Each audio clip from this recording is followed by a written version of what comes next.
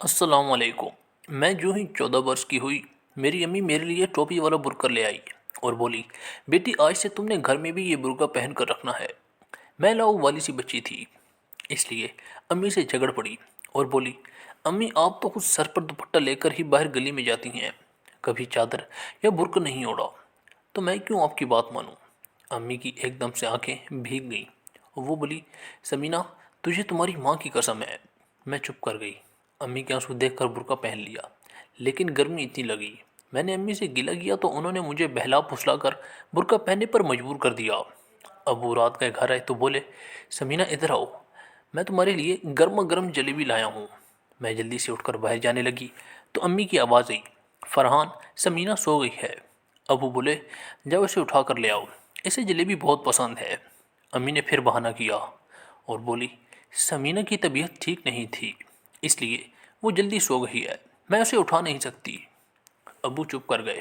تھوڑی دیر بعد امی کمرے میں آئی اور بولی، سمینہ باہر مت نکلنا جب تک تمہارا باپ سو نہ جائے۔ میں غصے سے بولی، آپ نے جھوٹ کیوں بولا کہ میں سو رہی ہوں؟ مجھے تو جلیبی کھانی ہے۔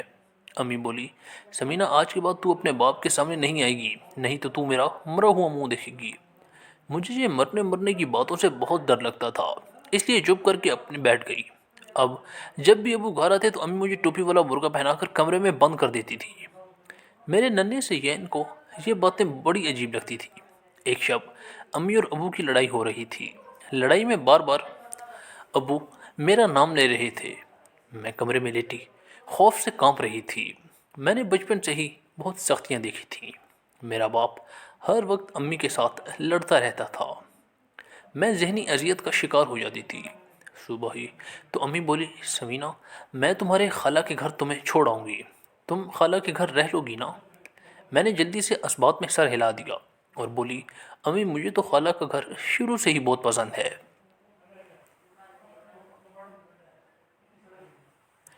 امی مسکرا دی اور بولی، اپنا سامان پیک کر لو۔ میں نے جلدی سے اپنے 3 جوڑے بیگ میں ڈالے اور بولی، چلے امی چلتے ہیں۔ ابھی ہم باہر نکلنے ہی لگے تھے کہ ابو گھر آ گئے، مگر آج وہ تنہا نہیں تھے، ان کے ساتھ 2 مرد اور ایک مولوی بھی تھا۔ ابو بولے، سمینہ کی ماں بیٹی کے سر پر لال دوپٹہ ڈال دو، میں ایسے کی شادی اپنے دوست کے ساتھ کرنے لگا ہوں۔ میں ابو کے پہلو میں کھڑے ہو کر ان کے دوست کو دیکھا تو خوف سے کانپنے لگی۔ وہ تو ابو سے بھی چند برس بڑا ہی تھا۔ امی غصے سے بولی، فرحان اگر تمہیں اپنی عزت پیاری ہے تو چپ کر کے اپنے دوست کو یہاں سے لے جاؤ، نہیں تو میں محلے والوں کو اکٹھا کر لوں گی۔ ابو نے آگے بڑھ کر امی کے منہ پر تھپڑ دے مارے اور بولے، میرے آگے زبان چلاتی ہے، کم بخت عورت، مولوی صاحب آپ نکاح پڑھانا شروع کر دیں۔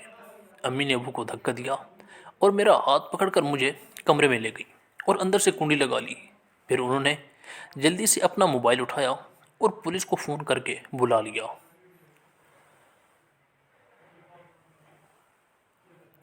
میں بے تحاشا خوف زدہ تھی اور رونے لگی۔ میں بولی، کیا بات ہے امی، یہ سب کیا ہو رہا ہے؟ امی نے مجھے گلے لگا لیا اور بولی، بیٹی تمہیں یاد ہو کہ نہ یاد ہو، تمہارا باپ ساری زندگی مجھ سے لڑتا رہا ہے۔ میں نے اس بات میں سر ہلا دیا۔ پھر وہ بولی، تمہارا باپ نشئی ہے اور 1 نمبر کا جواری ہے، اس نے جوئے میں میرا سارا سونا ہار دیا تھا، مگر میں نے فقط تمہارے لیے صبر کیا۔ میں نے سوچا کہ عورت ذات ہے، کل کلاں جب اس کی شادی کی باری آئے گی تو لوگوں کو کیا جواب دیتی پھروں گی کہ لڑکی کی ماں کو طلاق کیوں ہوئی تھی۔ مگر اب تو تمہارے باپ نے ہر حد پار کر دی ہے، وہ تمہیں بھی جوئے میں ہار آیا ہے۔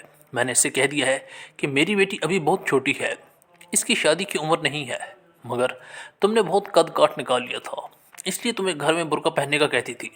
تھوڑی دیر تک پولیس آ گئی اور امی نے ابو پر بیٹی کی کم عمری کی شادی اور جوئے کا پرچہ کٹوا دیا تھا۔ ابو کو پولیس اپنے ساتھ لے گئی تھی۔ امی نے سلائی شروع کر دی، انہوں نے مجھے خوب پڑھایا لکھایا۔ ابو 10 برس بعد جب جیل سے نکلے تو میں بھی پولیس آفیسر لگ چکی تھی، ابو بھی انسان بن چکے تھے۔ مجھے میری ماں پر فخر ہے کیونکہ اس نے بہتر فیصلہ لے کر 2 زندگیاں تباہ ہونے سے بچا لی تھی۔ اب اگر میری شادی ہو چکی ہوتی تو میں صرف بچے جننے والی مشین اور جواری شوہر کی مار کھانے والی عورت بن چکی ہوتی، لیکن میری ماں کے درست فیصلے نے مجھے میرے قدموں پر کھڑا کر کے مجھے کامیاب کر دیا تھا۔ تو دوستو، اگر آپ کو ہماری آج کی کہانی اچھی لگی تو لائک کریں اور چینل ضرور سبسکرائب کریں۔